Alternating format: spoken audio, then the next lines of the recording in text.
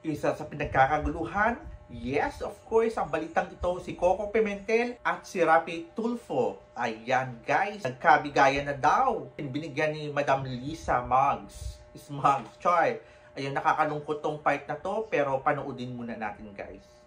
Mayroon din namang 400 million kay Coco. Ay, di ba? Ganun ba?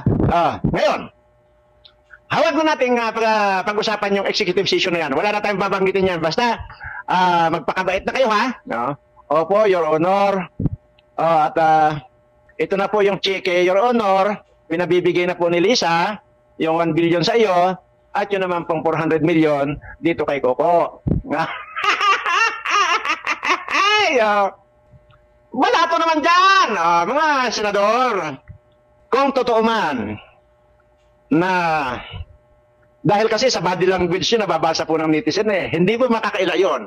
Hindi po maitatago yung mga ikinikilos ninyo kahit paanong drama na gawin ninyo. Actually, hindi lamang po ito ang unang pagkakataon Nangyari na rin po ito kay Rapi Tulfo doon sa, natatandaan niyo po ba? Yung luggage na mga jewelry ang laman na 50 million pesos daw puno ang laman. So lahat po yan, hanggang doon sa kanya, isa-isa po yan lumabas, drama. Ayan. So minsan na Mr. Rapi Tulfo, ay kunting pino. Alam nyo, sa totoo lang, hangang-hanga kami sa inyo yung dati pag may nag-aarigluhan dyan sa programa mo. Di ba, lagi mo sinasabi, sige, basta pagdating sa pira, ayaw ko na makialam dyan, bahala kayo mag-usap tungkol dyan sa pira na yan. Lagi mo yung sinasabi. Pero bakit ngayon? Ay mukhang naging mamon ka na. Kung hindi ko lang po kasi alam kung paano po ang mag-insert dito ng play ng video nung unang hearing. Na naggagalaiti ka, Mr. Rapi Tulfo. Di ba? Sobra yung panggagalaiti mo. Pero itong second hearing, mukhang pa na. Mayroon ka pang paalala kay Robles. Sinasabi ko, basta pakiingat kayo lagi dyan sa PCSO, ha? At ayusin nyo na lang para wala nang magkukumplain, ha? Kasi ang sinasabi nila, tropa mo lang din daw yung nanalo. Dahil nung una, ang sinabi mo, mag-executive session tayo. Palalabasin ko yung sinasabi niyong nanalo mo yan. Upang sa ganoon, nagkalabasan na kung ano ba talaga, kung sino ba talaga ang nagsasabi ng totoo rito. Pangalawang hearing, ito na ang senaryo. Ikaw, Mel Robles, basta, ayusin nyo na lang. At para sa ganoon ay hindi kayo mapulaan ng mga tao. Di ba? At ang sinasabi pa rin si Rapi Tulfo na wala daw anomalya sa PCSO. Kung ikaw tanga, nagago ka, huwag mong idamay yung mga taong nanonood sa inyo. Dahil hindi lahat ng tao na nanonood ay bubo na kagaya ninyo. Bumubo ka pa lang yung bibig ninyong mga animal kayo dyan. Basang-basa na ng ating mga tao, mga Pilipino na nanonood sa inyo. Na nandyan yung mga kademonyuhan sa inyo.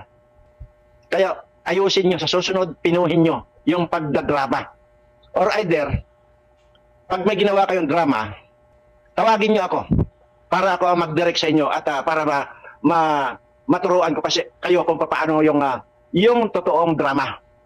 Tawagin nyo ako. Sabihin mo ngayon sa akin na, Mr. Birana, ito talagang mayroong magbabribe sa akin. So ano bang drama ang gagawin ko? Yun, dapat ako ang tawagin nyo. Para sa ganun, maturuan ko kayo. Ituturo ko sa inyo. Ako si Juan Barkan!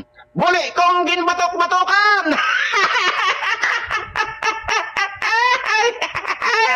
Di ba? Kaya pag nagdrama kayo, ayusin ninyo na hindi kayo mahalata. Halatang-halata Okay. Nangyari na yun. Ito naman ang masasabi ko ngayon. Kung totoo man, at sigurado naman, siguro kasi hindi ko naman nakita, yung halimbawa 100 billion.